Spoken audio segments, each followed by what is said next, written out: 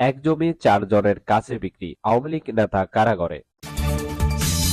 ৩ মাসে অন্তর্বর্তী সরকার কার্যকর ভূমিকা রেখেছে বলছেন ফখরুল। সিলেটে দুই পক্ষের সংঘর্ষে যুবদল কর্মীকে কুপিয়ে হত্যা। সর্বশেষ জানাবো, খালেদা জিয়াকে উমরাহ পালনের আমন্ত্রণ জানালো সৌদি আরব। এতক্ষণ শুনছিলেন শিরোনাম, আবার বিস্তারিত। নিয়মিত সংবাদ পেতে চ্যানেলটি সাবস্ক্রাইব করে রাখুন। ফেসবুক থেকে দেখলে অবশ্যই পেজটি ফলো দিয়ে রাখবেন।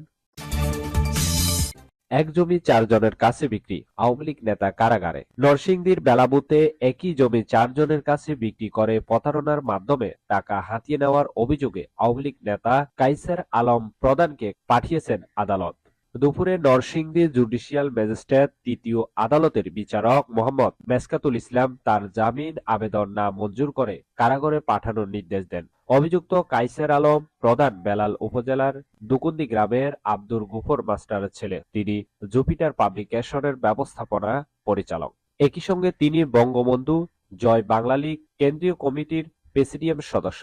অভিযোগ সূত্রে জানা যায়, বেলাব উপজেলার দুকুন্দি গ্রামের আরিফুর রহমান কাইসারের কাছ থেকে উজিলা মৌজায় ৯.২৫% জমি কেনার কথাবার্তা হয়। জমির মূল্য ২৮ লাখ টাকা নির্ধারণ পরে কথামতো আরিফুল ২ ধাপে ২৩ লাখ টাকা পরিশোধ করেন। ৩ মাসে অন্তর্বর্তী সরকার কার্যকর ভূমিকা রেখেছে বলছেন ফখরুল।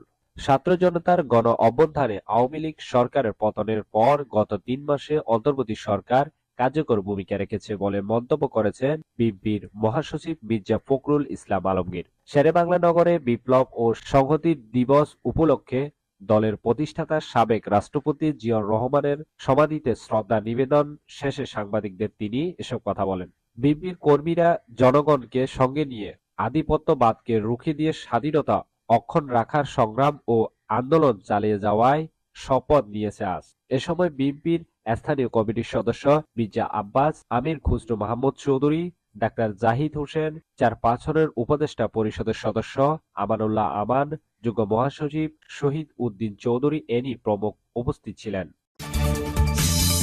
সিলেটে দুই পক্ষের সংঘর্ষে যুবদল কর্মীকে কুপিয়ে হত্যা। সিলেটে দুপক্ষের সংঘর্ষের জেরে এক যুবদল কর্মীকে কুপিয়ে হত্যা করা হয়েছে।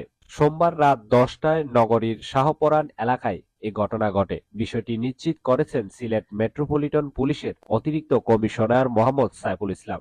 নিহত যুবদল কর্মী বিলাল মুলসি শাহপরান বাহুবল আবাসিক এলাকায় জহুরুল ইসলামের ছেলে। তিনি পেশায় রং মিস্ত্রি ছিলেন। স্থানীয়রা জানান, শাহপরান এলাকায় বেশ কয়েকদিন ধরে দুপক্ষের মধ্যে বিরোধ চলছিল।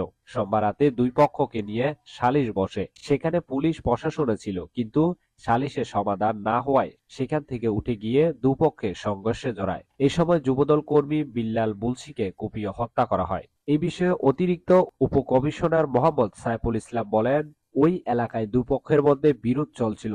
এ নিয়ে সোমবার সন্ধ্যায় একটি সালিশ বসেছিল, কিন্তু সেখানে সমাধান হয়নি। পরে আবার দুপক্ষ সংঘর্ষে জড়ায়। এতে গুরুতর আহত হন বিল্লাল মুলসি। পরে তাকে সিলেট এম.এ.জি. ওসমানী মেডিকেল কলেজ হাসপাতালে নিয়ে গেলে চিকিৎসক মৃত ঘোষণা করেন।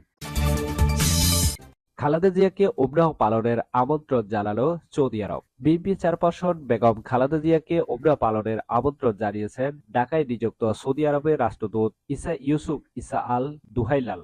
রাজধানী গুলশানে খালেদা জিয়ার বাসভবনে তার সঙ্গে সাক্ষাতে সৌদি রাষ্ট্রদূত এই আমন্ত্রণ জানান বলে সাংবাদিকদের জানিয়েছেন বিএনপির স্থায়ী কমিটির সদস্য ডাক্তার এজেড.এম. জাহিদ হোসেন। প্রায় ১ ঘণ্টা ব্যাপী চলে সাক্ষাৎকার। সাক্ষাতের সময় বিএনপির স্থায়ী কমিটির সদস্য এজেড.এম. জাহিদ হোসেন ও চেয়ারপারসনের উপদেষ্টা কাউন্সিলের সদস্য এনামুল হক চৌধুরী উপস্থিত ছিলেন। কবে চিকিৎসার জন্য বাইরে যাবেন সে বিষয়ে কথা বলছেন।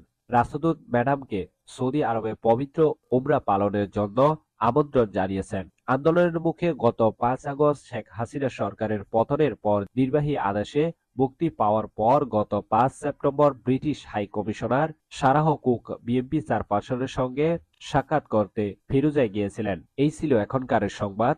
নিয়মিত সংবাদ পেতে চ্যানেলটি সাবস্ক্রাইব করে রাখুন। সজীব চৌধুরী, বাংলা নিউজ 24।